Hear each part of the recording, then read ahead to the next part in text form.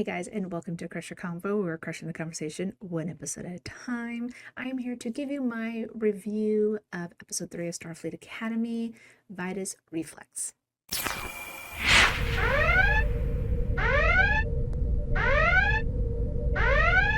Now, of course, if you have not seen this episode, turn back now because there will be spoilers. Spoilers. I hope my Gigi hat does not distract you today. I just woke up this morning. However, I'm really excited to talk about this episode because it's fun. There's a lot of cadet shenanigans that you would see something in, like, I don't know, Saved by the Bell or whatever. It's a typical high school rivalry where you see one school who are just assholes go against a team who, or another school who is definitely in the middle of something, right? There's always that underdog situation where you're just trying to root for them. And that's basically what's going on here. War College thinks they're the shiz and think that all the cadets at Starfleet Academy are beneath them. And now you kind of know why when you really know that chancellor for the War College. I knew I didn't like this guy, and I'll talk more about him later. But anyways, let's get started.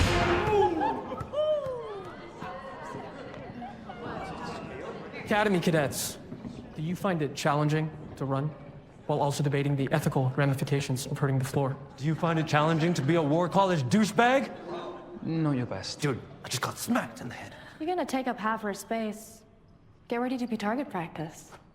Oh, I see. We don't like each other. Don't talk. I smell fear. Now for Caleb, he's not used to this really. He's used to actual horrible people who will, kill him or rip his fingers off or whatever, instead of stupid below him shenanigans with these kids. Like they think that they know better because they're like, well, we're in the War College, so we're stronger. They don't know, I don't think, shit. Now, granted, I'm not going to say that they didn't go through stuff post-burn, just like the cadets didn't, but they give themselves a little bit too much credit. And the Romulan chick, I was really getting pissed off, but she did a good job because she was being a Romulan. Like she's looking deep down into that Romulan self of just being a complete bitch to them. And then of course you have the cocky white guy, and then you have the Vulcan who, again, very close to the Romulans, where they just think that they're better than everybody else with their logic. So very good start to this episode because you know where it's headed. And of course they start doing pranks and they are just on top of these kids. And I was wondering if were they already like encouraged by their chancellor to go ahead and start going after these kids because the chancellor had a problem with Nala, or did they start doing it on his own and he was like, oh, this is a good idea, I'll join in. I'm not really sure, and I don't understand the War College's endgame here, but they're really giving Starfleet Academy a run for its money. But in the end, they're the ones that look like assholes, right? Like if Vance was in this episode, he would be all like, what the fuck, dude? Like, what are you doing? So definitely shows that the War College has a lot of issues, or has a lot of egos and arrogancy among their own cadets. It kind of gets me a little worried for Tarima because she's there for a reason, and I hope she just doesn't get caught in that stupid mindset that the chancellor has for the kids. Today's obstacle course is designed to show me what each of you is made of. Every move you make will gain or lose you one individual point. Any cadet who rings the bell of victory at the end of the obstacle course wins a bonus point. The top 8 cadets will make the team. The rest of you will live in shame. Begin!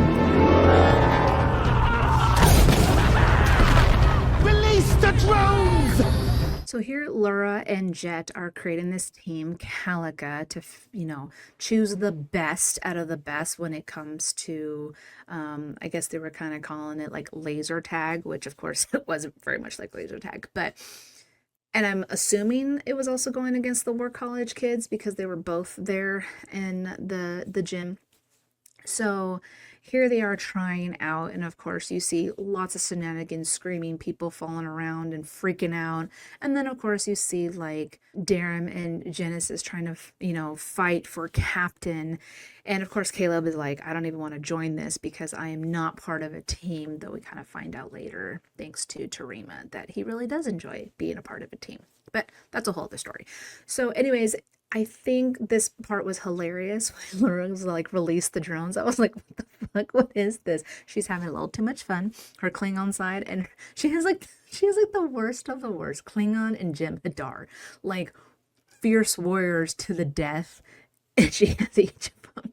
So I think she needs to tone it down a little bit, and that's probably why, she has Jet by her side, which we'll again talk about in a minute. But I think this whole interaction was hilarious, but then it became an issue because somehow the War College kids got a hold of the video and completely changed Nala's, sponsor video, whatever she was supposed to give to the committee. And I thought, well, that's really rude and horrible, because they took something from a chancellor, from the officials of the school, and hijacked it to make, fun of them. And I was like, okay, what the hell is going on? Because I don't understand why the War College is so against Starfleet. I have not seen Discovery, so I know the War College was brought up multiple times. And so maybe the War College feels intimidated by Starfleet Academy because they are showcasing a different side that the kids can join, right? Like we have a Klingon going into the medical field.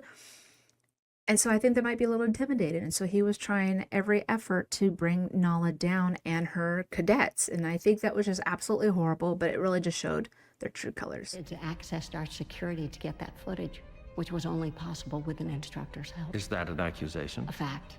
I analyzed all the metadata. You aided and abetted the humiliation of my cadets. We learn more from our failures than our successes, and someone has to teach your cadets that life and war will come at them from all sides. Some of them came here in cargo holds.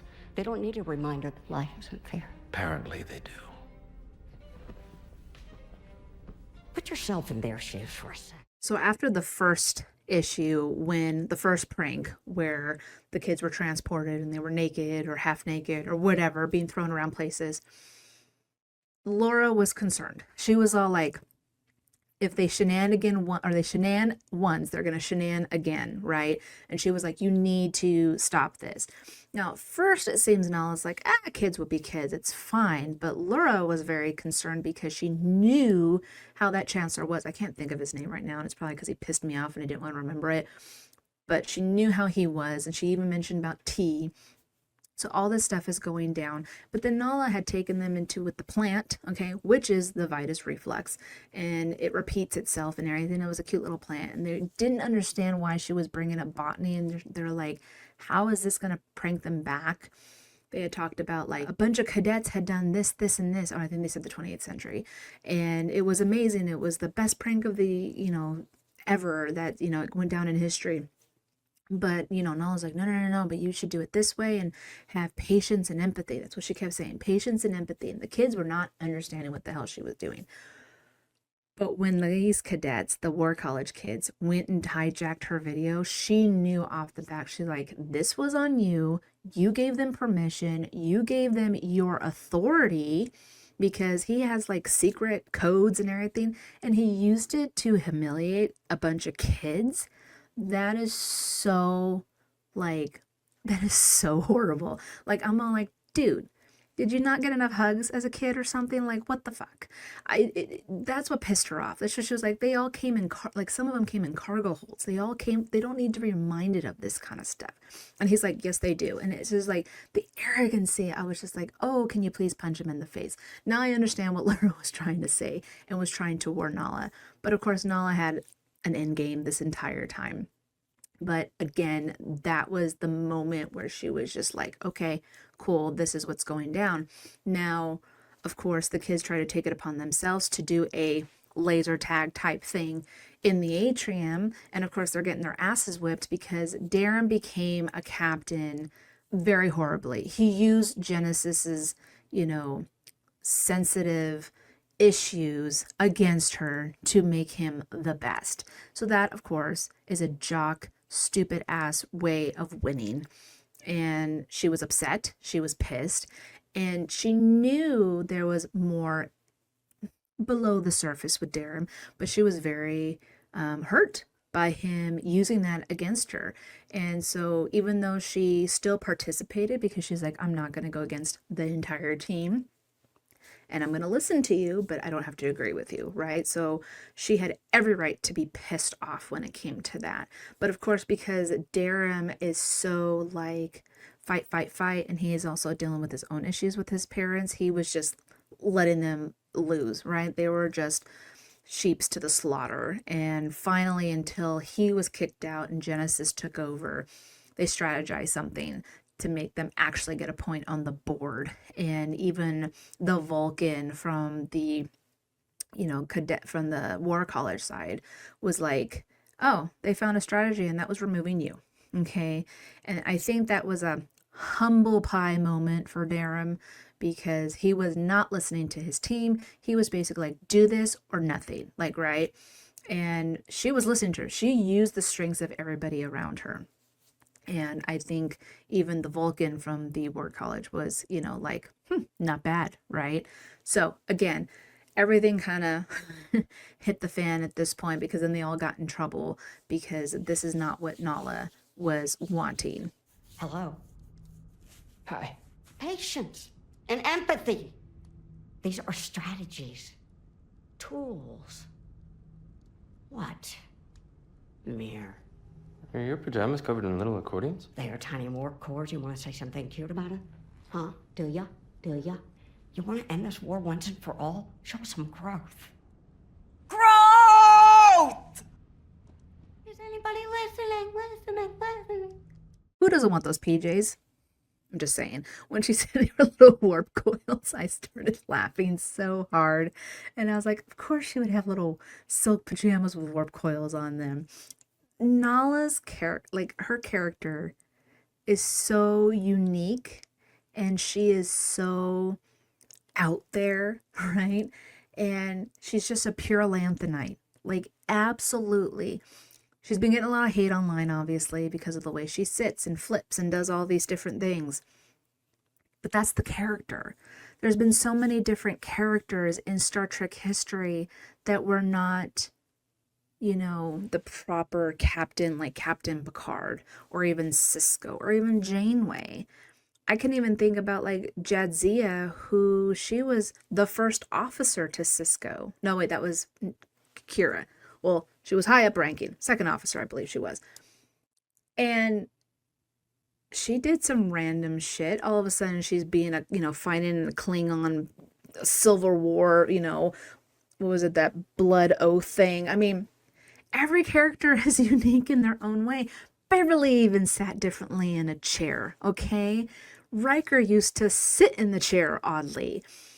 There was never a set standard for these characters just because they're in Star Trek. Every character is unique. Come on, we've seen Palia do some crazy stuff. Why isn't she getting any shit for it? So I don't understand the hate, and so it really annoys me, and I just had to let that out there. But I wanted to play this scene because you could see her frustration. She's trying to give them hints. You guys are smart. Listen to what I have to say. She mentioned about his eye, the Chancellor's eye. She mentioned about his tea loving. She was doing all these different clues, and even though they're like, I don't get it, and then she sent them off. It wasn't until Genesis saw the Vitus Reflux, which I'm freaking sure Nala made that guy push that cart of Vitus Reflux down the hall to get them to understand. And that's when they were like, if we're going to be in trouble and we're going to be getting 30 plus hours for our troubles, let's go down and make it worth it. And so they did a fantastic prank to the point that it not only made the Vitus Reflux grow into giant monsters that you would see in like Little Shop of Horrors, right? So here's all the cadets for the War College running out in basically their underwear and them getting completely embarrassed over this situation. But of course, Nala knew exactly how this was going to end and how the Chancellor was not going to be able to get these kids in trouble. And he conceded. at that point, right? Here's a moment where they finally got the upper hand and kind of learned an important message. But before all that went down, there was one special scene as they were pulling this prank off that I really wanted to highlight. Not like other betazoids. Back home, I was able to manage it. Now that I have the freedom to go where I want and be who I want, that freedom, it cost me something. I think I'm getting the picture. I didn't choose the war college because of you. I chose it so I can finally learn the discipline of being in control of myself. Okay, this place, it's who I am.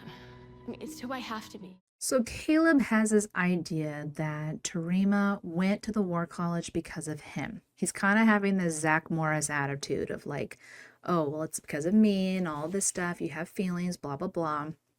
Granted, Caleb is not as much of a jerk as Zach Morris, but I digress. She needed to go to the war college because she's making her lose control. You even saw it during the basketball game, which bravo to the actress. That was some nice shots, by the way. I mean, yes, those were great. Her inhibitor went off, okay? And I knew right at that moment, like she was kind of being a bitch to him, but you can kind of tell she was being a bitch on purpose because she didn't want to lose control. And when the moment her inhibitor went off, he even was like, was that because of me? And she was just like, back off, right? She had to explain to him, not everything's about you. And you need to understand that I need to do this for me. And you do have a group of people that are by your side that you can trust, that you actually enjoy being around to get you through stuff. You don't need me, okay? I think he kind of latched onto her like a baby duck because they kind of had similar situations a little bit, right? And so because she wasn't Starfleet and she wasn't part of the academy, he kind of gravitated towards her. But she's like, I need you to take a step back. I need you to do this for me. Granted, he goes to Nala with concern, and she's like, sometimes you really just can't do anything about it. You know, you kind of have to let them do their thing and let them learn from their mistakes if that's what you feel like this is going.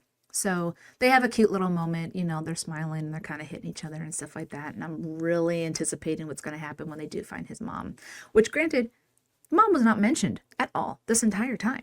So growth for Caleb, I don't know. This was just a really good overall episode, to the point that it gave a message at the end of the shenanigans, right? It wasn't just stupid kids playing pranks on each other. There was a reasoning behind it. Also, Nala was part of that cadets who did the amazing prank, you know, in the 28th century. And I think, you know, there's a little side to her where she's like a kid at heart. Again, she's part Lanthanite, so I don't know if she would even make the thousands of years that Palia is, but is she still kind of a kid at heart? She still looks older, but she's still kind of like, you know, all over the place. So I'm not sure just how much of her character is, you know, is she going to mature more? Is this it? You know, is she going to like kind of how Palia is sometimes? But she has a great relationship with the kids. She understands them. She knows what they're coming from. Nala has seen a lot in her 422 years. And so she is a good guide for these kids. And I think that's what I enjoyed about it. I want to thank you, but I figured you'd need plausible deniability if the oversight committee ever found out the new chancellor had shenanigans. I appreciate it. I knew you were doing your job. And you were doing yours. I'll admit I couldn't see that. I loved this moment between Nala and Laura because Laura was definitely having concerns that Nala wasn't taking the situation with the War College seriously, especially with the committee coming in. But then she realized, I should have trusted you more. I should have realized that you had an end game. And the reason why Nala didn't even include Laura in the first place was she's like, I didn't want you to be an accessory to this. You know, I didn't want them to be like, oh, did you know that she was going to pull this down? Laura would be like, nope, and she wouldn't get in trouble. That is a good captain. That is someone that is a good leader and always thinks of everyone else ahead of her own. Okay. And I think Laura's starting to kind of understand that. You can kind of see, especially being half Klingon and half Jem'Hadar, there's a lot of probably issues or the way she grew up. And she's now surrounded by people that love her for her and her way of, she does a great job. Nala even mentioned that. Jet is in love with her. I think Laura's going to definitely be going through growth and figure out more self. And that's why I mentioned in my first review that I feel like her and Jaden might have some kind of good mentor, cadet leadership, because he is finding the beauty in things as a Klingon, and he might be able to share that with Laura. So, I mean, I could be wrong, but I feel like that might be a really nice touch to see, since they are both from a side of just pure fight to the death, beheadings on Wednesdays, right? So it's just something that they are finding more of them inside than what they were taught to be. Now, I did want to mention real fast that when Nala put her feet up on her desk, those desks are touchscreen. And so I'm all like, is she going to set something off? Is she going to hit something important? That's like a little nitpick of mine. And I made a joke about Beverly doing that when Jack showed up after being assimilated and was saved and all that stuff. She put her hand on the console. It's like, well, she just blew up Jupiter. I mean, a joke, right? But I kind of thought that. I was like, oh my gosh, is she going to hit something? Because those tables are not tables. They're computers. To Duckin for dinner? But now it can't exist because you forgot to prep the replicator. I'm sorry, kitten. My bad. Are you not respecting dinner? Dinner is important. We'll go out. Chinese, Navari. French. I want coq au vin, but with crab leg and rapok sauce. I'll make a res at Yvette's. See? Everything is gonna be all right. Nope. Goodbye, my love. Even more now. Gay aunties for the win! So this was accidentally kind of spoiled to us a little too soon when the actors were doing interviews, but here they are. This is Jet's reason why she left the Discovery. And it's kind of cute. And I loved this moment. Now, Darum's reaction, he was like, oh my gosh, oh my gosh. But she used it to help him out, being like, hey, it clearly doesn't seem like your parents are going to be for you, but Genesis was trying to, and you fucked her up, right? So, but this whole scene was adorable, especially because you kind of see, Laura was a little hurt. She was a little like, dinners are important because they both have very important jobs. They're both busy all the time. That dinner is their time together, right? So, again, we were kind of anticipating it. I was kind of thought it was going to be a little bit later on, so to get it as quickly as we did was great. And the way that Jet made the little Brie joke and calling her kitten, and like, I don't know, I think I'm going to absolutely enjoy this and think this is going to be hilarious. So I just wanted to highlight that because it was so cute and funny, and Darum's reaction and all of it, and then even giving the message about Genesis was just perfect. It was like a perfect 1.5 minutes that a lot was happening, and we definitely, enjoyed every minute of it. By tricorder. So time for the tricorder rating. Now, I really enjoyed this episode. I thought it was great.